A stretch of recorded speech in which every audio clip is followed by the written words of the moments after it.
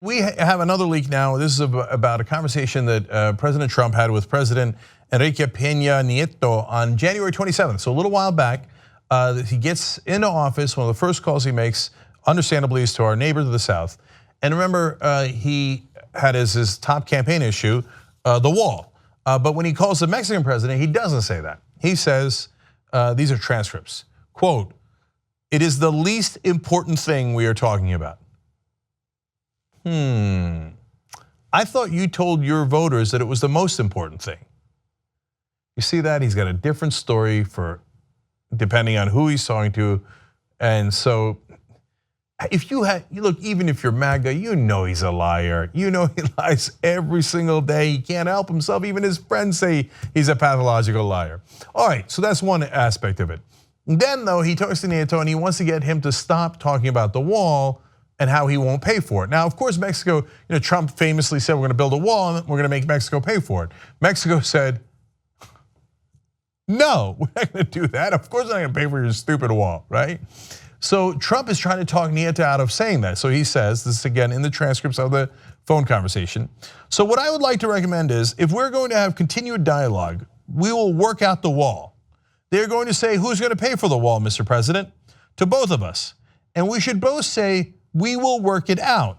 It will work out in the formula somehow. As opposed to you saying we will not pay and me saying we will not pay.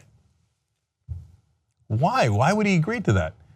It's like saying, now look, here's the deal. I'm gonna punch you in the face. But if the press asks you, let's both agree to say that I didn't punch you in the face. No deal. Okay, I'm gonna make him pay for the wall. Now say that don't say that you're not paying for it, okay? Why would I say, okay, anyway, so Nieto understandably responds, says, this is what I suggest, Mr. President, he's telling Trump. Let us stop talking about the wall. I recognize the right of any government to protect its borders as it deems necessary and convenient. But my position has been and will continue to be very firm, saying that Mexico cannot pay for that wall. Now look, I actually think that's the least he can do. If I was him and I wanted to protect my people and their pride. I mean, their pride's been insulted, and it's not just a matter of their pride. Everything has been insulted. He called Mexicans coming in murderers and rapists and criminals. So if I was Nieto, I'd have been 1,000 times tougher on him. But and I would say, yeah, I'm going to talk about the wall. Yeah, we're going to do a press conference. You know what's the first thing I'm going to say? I'm not paying for that goddamn wall. But okay, Nieto at least said, no deal. Of course, I'll tell people what our actual position is if they ask. And Trump tries one last time. But you cannot say that to the press. The press is going to go with that, and I cannot live with that. You cannot say that to the press because I cannot negotiate under those circumstances.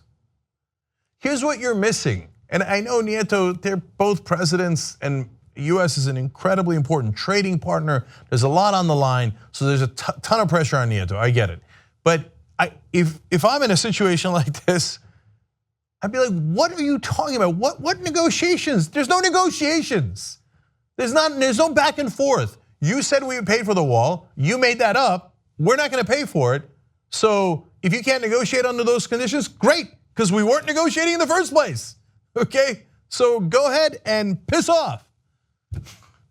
So Trump is, and look, last thing on this is that he never had a plan. So he told you all these pretty little lies. On healthcare, he told you, everybody's gonna be covered. That's universal healthcare coverage. That is a very progressive position. Now he gets in office, are you gonna cover everybody? No, not all the tens of millions that right now are not covered, we're never gonna cover them. And on top of that, we're gonna make sure another 20 to 30 million go uncovered. He said universal coverage, everybody said. Lower premiums, no, it turns out their proposal was higher premiums. And we're gonna cover things like pre-existing condition, and your healthcare is going to be better. It turns out, no, the healthcare that would cover less things. So over and over again, he told you the wall is the most important thing. It turns out he thinks or tells other people it's the least important thing. And he told you he had a plan for ISIS. Where the hell is that plan? He told you he had a plan to make Mexico pay for the wall. You can see from this conversation, he never had that plan. He thought, I don't know, I'll just make it up now. And then when I get into office, which I probably won't, but if I do, then I'll try to bully a couple of people into doing what I want. That's not how a smart person operates.